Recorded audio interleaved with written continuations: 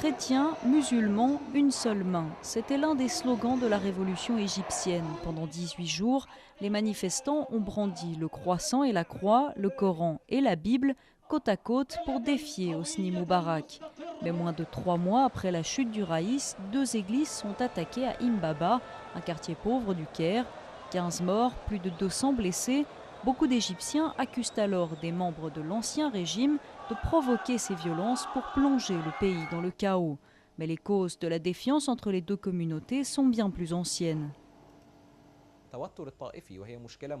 Les tensions confessionnelles sont le signe de problèmes sociaux que l'État n'a pas réussi à résoudre depuis les années 70. C'est aussi le résultat d'une tendance croissante à utiliser la religion dans le discours politique et dans la vie publique.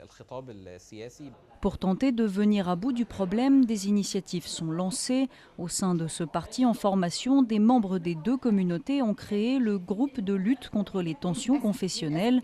Principal objectif, apprendre à dépasser l'appartenance religieuse.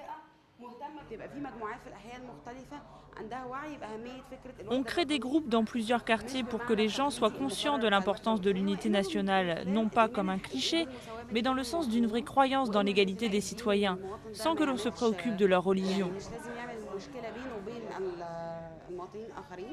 Avec le même but, le gouvernement mis en place après la chute d'Hosni Moubarak a créé un comité pour la justice nationale.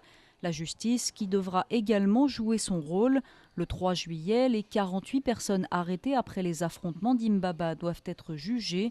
Un procès test pour le pouvoir militaire en charge du pays depuis le 11 février.